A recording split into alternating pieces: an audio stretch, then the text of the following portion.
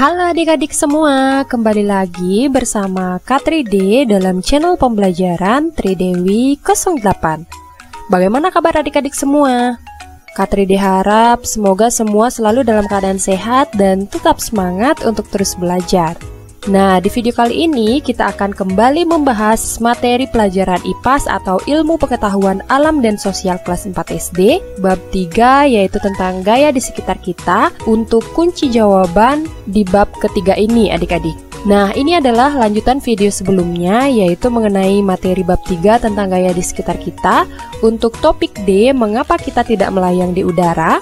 Nah, bagi adik-adik yang belum sempat menyimak penjelasan materi tentang topik D, kalian bisa simak kembali pembahasan videonya dengan cara klik link yang ada di sini ya. Nah, sebelum lanjut ke pembahasan materinya, pastikan kalian sudah klik tombol subscribe dan juga nyalakan lonceng notifikasinya ya, agar kalian selalu mendapatkan informasi video terbaru dari channel pembelajaran ini. Baiklah adik-adik, kita langsung saja ke pembahasan materinya. Nah, baiklah adik-adik, ini adalah peta konsep dari bab 3 mengenai gaya di sekitar kita. Nah, pada bagian ini adik-adik ditugaskan untuk melengkapi bagian yang kosong-kosong ini. Nah, pada materi gaya, kita telah mempelajari tentang gaya itu dapat berupa apa, kemudian gaya tersebut dapat mempengaruhi apa, dan apa saja jenis-jenis gaya. Nah, yang pertama kita akan membahas gaya berupa apa saja. Nah, adik-adik, gaya itu dapat berupa yang pertama adalah tarikan, kemudian gaya juga dapat berupa dorongan. Nah, jadi adik-adik bisa menuliskan seperti ini. Kemudian selanjutnya, yang kedua yaitu gaya dapat mempengaruhi yang pertama, benda diam menjadi bergerak adik-adik. Nah, jadi adik-adik bisa menjawab seperti ini. Kemudian, untuk contohnya, bisa adik-adik jawab yaitu mendorong meja, di mana mendorong meja ini memerlukan yang namanya gaya dorong adik-adik. Nah, itu untuk yang pertama yaitu benda diam menjadi bergerak. Kemudian untuk yang kedua itu adalah benda bergerak menjadi diam adik-adik. Untuk contohnya adik-adik bisa menuliskan mengerem sepeda.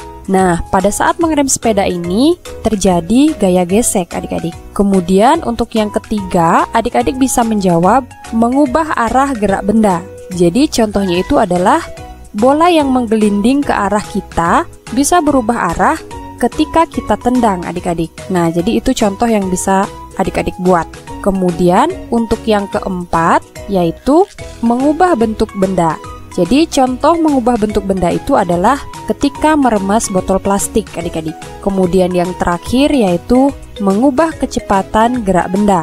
Jadi contohnya yaitu ketika mengayuh sepeda dengan kuat, maka kecepatan sepeda akan bertambah. Oke, jadi adik-adik bisa jawab seperti itu ya. Kemudian lanjut untuk jenis-jenis gaya. Nah, jadi kita sudah mempelajari beberapa jenis-jenis gaya pada materi ini adik-adik. Nah, jadi jenis-jenis gaya itu yang pertama ada gaya otot adik-adik. Nah, jadi gaya otot itu adalah gaya yang dihasilkan oleh otot manusia atau hewan untuk menarik atau mendorong benda.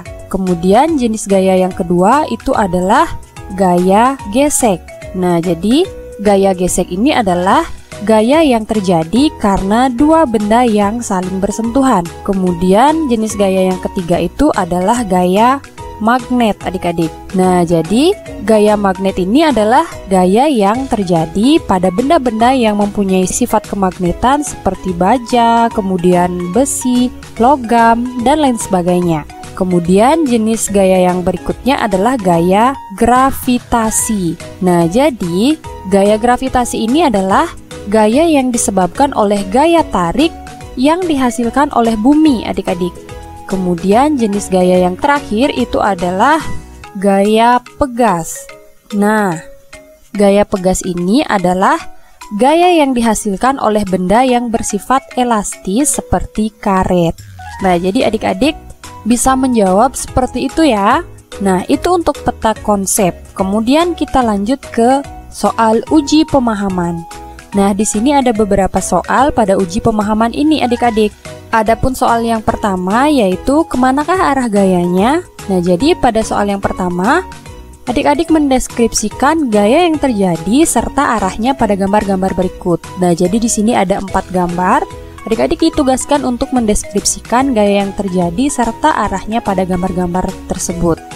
Nah, untuk gambar yang A kita perhatikan, pada gambar A itu terlihat seorang anak yang sedang menimba air dari sumur adik-adik. Nah, jadi adapun deskripsinya yaitu yang pertama untuk gambar A, saat menimba sumur itu terjadi gaya tarik adik-adik. Arah gayanya yaitu ke bawah atau mendekati anak yang sedang menimba air dari dalam sumur adik-adik. Nah, jadi jawabannya seperti ini. Kemudian kita perhatikan untuk gambar yang B, yaitu ada seorang anak yang sedang mendorong meja. Nah, adapun deskripsinya untuk yang gambar B adalah saat mendorong meja itu terjadi gaya dorong adik-adik. Nah, arah gayanya itu akan mengikuti arah dorongan kita. Nah, jadi kemana meja ini kita dorong, maka kesanalah arah dorongannya adik-adik. Jadi jawaban yang bisa adik-adik tulis itu seperti pada jawaban B ini. Kemudian selanjutnya gambar ketiga itu adalah gambar mencabut rumput. Nah, jadi deskripsinya itu adalah saat mencabut rumput itu terjadi gaya tarik adik-adik. Nah, arah gaya pada gambar ini yaitu ke atas. Kemudian untuk gambar D, gambar yang terakhir yaitu terlihat seorang anak sedang memaku meja adik-adik. Nah, jadi jawabannya seperti ini. Saat memaku meja itu terjadi gaya dorong adik-adik. Nah, arah gaya pada gambar itu adalah ke bawah karena dipukul menggunakan paku tersebut ke arah bawah. Jadi deskripsinya bisa adik-adik tulis seperti ini. Nah, jadi itu jawaban untuk soal yang pertama. Kemudian berikutnya, yang kedua yaitu mendeskripsikan gambar. Nah, adik-adik, gaya itu ada di sekitar kita. Perhatikan gambar-gambar berikut dan jelaskan bagaimana cara orang yang ada di dalam gambar menggunakan gaya. Sertakan tujuannya juga ya, perhatikan contoh cara menjawab. Nah, ini ada contoh adik-adik di gambar yang A. Nah, di mana pada gambar A ini ada seorang anak yang sedang mendorong troli. Jadi deskripsinya itu adalah mendorong troli beroda untuk memindahkan barang yang banyak. Kemudian untuk gambar yang B, adik-adik bisa menuliskan deskripsinya yaitu mendorong dan menarik cangkul untuk menggali tanah. Nah, adik-adik bisa tulis seperti ini. Kemudian untuk gambar yang C yaitu seorang anak sedang mengibarkan bendera merah putih. Nah, jadi deskripsi yang bisa adik-adik tulis itu seperti ini, yaitu menarik tali bendera untuk mengibarkan bendera di atas tiang. Dan gambar yang terakhir atau gambar yang D yaitu terlihat seorang anak sedang menaiki sepeda gayung. Nah, deskripsi yang bisa adik-adik berikan yaitu mendorong kayu sepeda. Nah, jadi ini adalah kayu sepeda adik-adik. Mendorong kayu sepeda dengan kaki untuk membuat sepeda ini dapat bergerak. Nah, jadi seperti itu jawaban untuk mendeskripsikan gambar yang bisa adik-adik kerjakan. Nah, kemudian selanjutnya, sekarang giliran kalian menggambar aktivitas yang sering kalian lakukan dengan menggunakan gaya. Jadi adik-adik bisa menggambarkan aktivitas adik-adik yang sering kalian lakukan dengan menggunakan gaya. Oke, kemudian selanjutnya di sini soal yang ketiga itu ada studi kasus adik-adik. Nah, kita cermati di sini ada studi kasus yang A, yaitu Aga hendak membeli sepeda untuk dipakai pergi ke sekolah setiap harinya. Jalan yang harus ditempuh untuk menuju ke sekolahnya terbuat dari tanah. Terkadang jika telah hujan, jalanan ini menjadi lebih licin. Saat di toko sepeda, Aga mendapati dua jenis sepeda yang berbeda bentuk bannya. Dilihat dari kondisi jalanan yang akan dilewati Aga, menurut kalian sepeda mana yang harus dipilih Aga? Mengapa? Nah, jadi petunjuknya itu yaitu kalian harus membantu Aga memilih ban sepeda gayung agar gaya geseknya itu lebih besar adik-adik karena harus melewati jalanan yang licin. Nah, kira-kira ban sepeda manakah yang lebih cocok untuk melewati jalan yang licin? Apakah ban sepeda yang A atau ban sepeda yang B? Oke, kita perhatikan perbedaan bannya. Untuk ban sepeda yang gambar A itu tidak terdapat alur pada bannya adik-adik sehingga terlihat seperti rata. Kemudian untuk ban sepeda yang B yaitu terdapat alur pada ban sepeda ini. Nah, menurut kalian sepeda mana yang harus Aga pilih? Apakah yang A atau yang B? Oke, Bu Tride bantu jawab. Nah, sebaiknya Aga memilih sepeda yang B adik-adik karena jalan yang dilalui Aga itu adalah jalan yang berbatu dan dari tanah. Tujuannya adalah untuk mencegah Aga tergelincir. Nah, sehingga lebih baik Aga memilih sepeda yang permukaan rodanya lebih kasar. Karena semakin kasar permukaan benda, maka gaya gesek yang terjadi itu semakin besar adik-adik, sehingga tidak mudah tergelincir. Nah, jadi sepeda yang lebih cocok itu adalah sepeda yang pada gambar B ini adik-adik. Oke, jadi seperti itu untuk studi kasus yang pertama. Nah, kemudian di sini ada studi kasus yang kedua. Kita baca bersama-sama. Pernahkah kalian melihat parasut? Alat ini dipakai sebagai alat penyelamat dalam pesawat jika terjadi kondisi darurat saat terbang. Orang akan terjun bebas dari pesawat dengan menggunakan parasut. Menurut kalian, mengapa desain parasut harus dibuat lebar dan terbuat dari bahan yang ringan?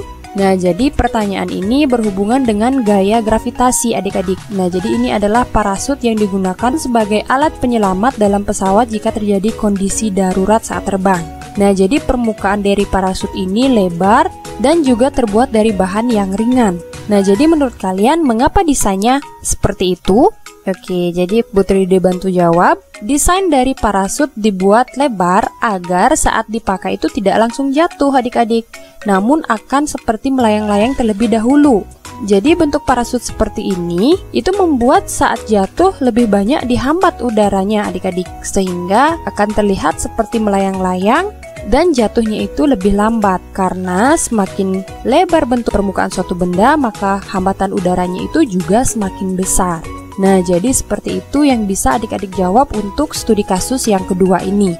Nah, jadi demikian kunci jawaban mengenai bab 3 gaya di sekitar kita.